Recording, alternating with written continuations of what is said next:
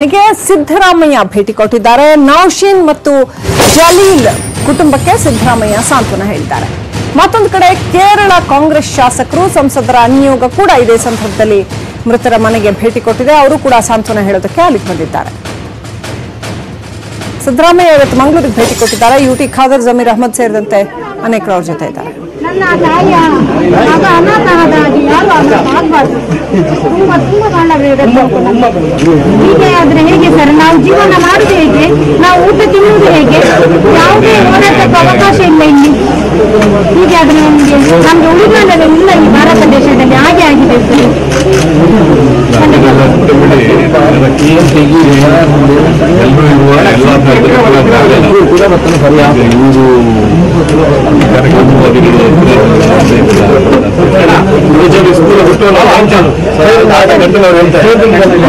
ನಲವತ್ತೈದಕ್ಕೆ ಸರ್ ಏನಿಲ್ಲ, ಎಷ್ಟು ಸಣ್ಣ ಕ್ರೌಡ್ ಹೇಳಿದ್ರೆ ಸರ್ ಒಂದು 50-60 ಜನ ಇದ್ದ ಹೋರಾಟ ಮಾಡಿ ಸರ್.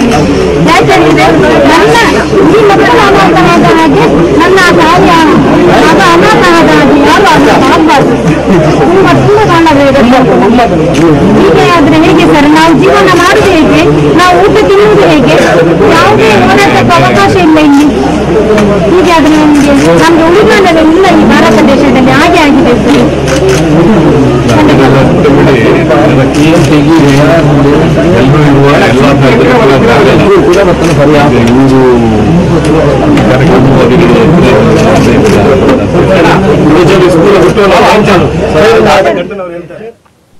ಇನ್ನಷ್ಟು ಅಪ್ಡೇಟ್ ಪಡ್ಕೊಳ್ಳೋಣ. ನಮ್ಮ ಪ್ರತಿನಿಧಿ ಅಜಿತ್ ಫೋನ್ ಸಂಪರ್ಕದಲ್ಲಿದ್ದಾರೆ. ಅಜಿತ್, ಸಿದ್ದರಾಮಯ್ಯ ಸಂತ್ರಸ್ತರ ಮನೆಗೆ ಭೇಟಿ ಕೊಟ್ಟಿದ್ದಾರೆ, ಏನಿದೆ ಅಪ್ಡೇಟ್? ಈಗಾಗಲೇ ಮಾಜಿ ಮುಖ್ಯಮಂತ್ರಿ ಆಗಿರುವಂತಹ ಸಿದ್ದರಾಮಯ್ಯನವರು ಅವರ ಒಂದು ಕಾಂಗ್ರೆಸ್ ಮುಖಂಡರ ಜೊತೆಗೆ, ಸ್ಥಳೀಯ ಮುಖಂಡರ ಜೊತೆಗೆ ಇದೀಗ ಕುದ್ರೋಳಿ ಬೆಂಗಳೂರಲ್ಲಿ ಬಂದರ್ನಲ್ಲಿರುವಂತಹ ಜಲೀಲ್ ಅವರ ಮನೆಗೆ ಭೇಟಿ ನೀಡಿದ್ದಾರೆ. ಮತ್ತು ಅವರು ಇದೀಗ ಜಲೀಲ್ ಅವರ ಪತ್ನಿ ಹಾಗೂ ಮಕ್ಕಳ ಜೊತೆ ಇದೀಗ ಅವರಿಗೆ ಸಾಂತ್ವನ ಹೇಳ್ತಿದ್ದಾರೆ. ಮತ್ತು ಯಾವ ರೀತಿ ಸರ್ಕಾರದಿಂದ ಮತ್ತು ಈ ಒಂದು ಘಟನೆಗೆ ಸಂಬಂಧಪಟ್ಟಂತೆ ಯಾವ ರೀತಿಯ ತನಿಖೆ ನಡೀಬೇಕು ಎನ್ನುವ ಬಗ್ಗೆ ಕೂಡ ಸರ್ಕಾರದ ಮೇಲೆ ಒತ್ತಡ ಹೇರುವಂತಹ ಒಂದು ಭರವಸೆಯನ್ನು ಕೂಡ ಇದೀಗ ಕುಟುಂಬ ವರ್ಗಕ್ಕೆ ಸಿದ್ದರಾಮಯ್ಯ ನೀಡಿದ್ದಾರೆ. Right, thank you Ajith. ಡೀಟೇಲ್ಸ್ಗಾಗಿ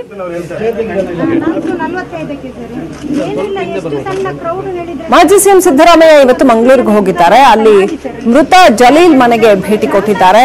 so ಅಲ್ಲಿ ಭೇಟಿ ಕೊಟ್ಟು ಅವರ ಕುಟುಂಬಸ್ಥರನ್ನ ವಿಚಾರಿಸ್ತಾ ಇದ್ದಾರೆ, ಅವರಿಗೆ ಸಾಂತ್ವನ ಹೇಳುವ ಕೆಲಸ ಮಾಡ್ತಾ ಇದ್ದಾರೆ.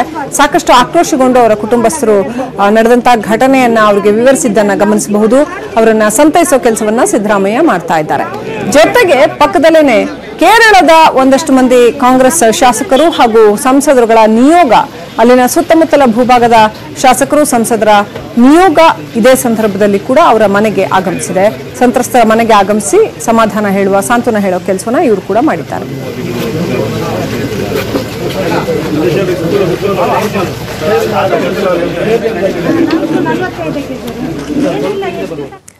ಒಟ್ಟಾರೆ ಇವತ್ತು ಇಡೀ ದಿನ ಪೌರತ್ವ ವಿರೋಧಿ ಹೋರಾಟಗಳಿಗೆ ಸಾಕ್ಷಿಯಾಗಿರ್ತಕ್ಕಂಥದ್ದು.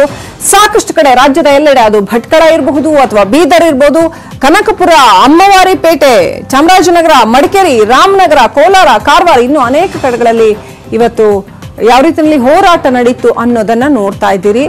ಪೌರತ್ವ ತಿದ್ದುಪಡಿ ವಿಧೇಯಕ ವಿರೋಧಿ ಹೋರಾಟ, ಭಾರತದ ಧ್ವಜವನ್ನ ಹಿಡಿದು ಇಲ್ಲೆಲ್ಲ ಆ ಒಂದು ಹೋರಾಟವನ್ನ ಕೈಗೊಳ್ಳಲಾಯಿತು. ಬೆಂಗಳೂರಿನಲ್ಲಂತೂ ಲಕ್ಷ ಜನ ಸೇರಿದ್ರು. ಖುದ್ದೂಸ್ ಈದ್ಗಾ ಮೈದಾನದಲ್ಲಿ 1 ಲಕ್ಷಕ್ಕೂ ಅತ್ಯಧಿಕ ಸಂಖ್ಯೆಯಲ್ಲಿ ಜನ ಸೇರಿ ಹೋರಾಟ ಮಾಡ್ತಿದ್ದಾರೆ. ಮುಸ್ಲಿಂ ಸಮುದಾಯದವರು ಎಲ್ಲ ಕಡೆ ಹೋರಾಟದಲ್ಲಿ ಪ್ರಮುಖವಾಗಿ ಭಾಗವಹಿಸಿರುವುದನ್ನು ಗಮನಿಸಬಹುದು.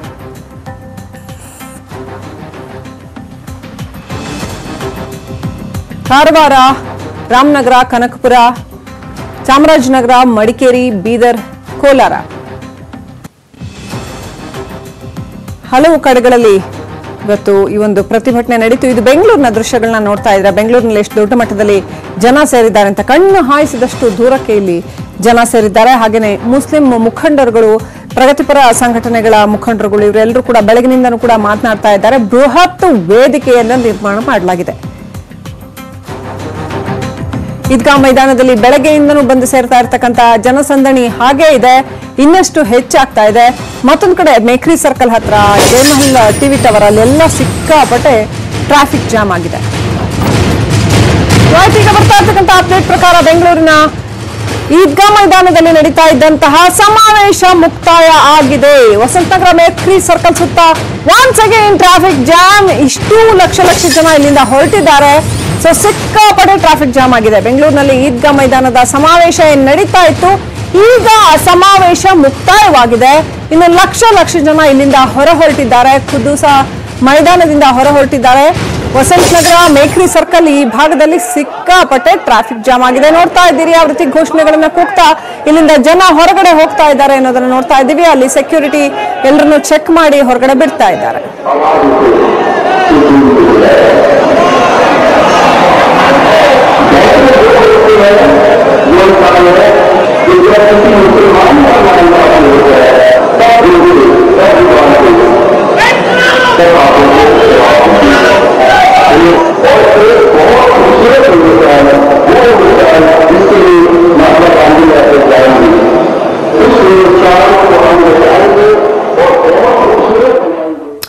ಇದು ಇವರೆಗಿನ ಅಪ್ಡೇಟ್. ನೋಡ್ತಾ ಇರಿ ನ್ಯೂಸ್ 18 ಕನ್ನಡ. ಜಾಲ ನಮ್ಮದು, ಬಲ ನಿಮ್ಮದು.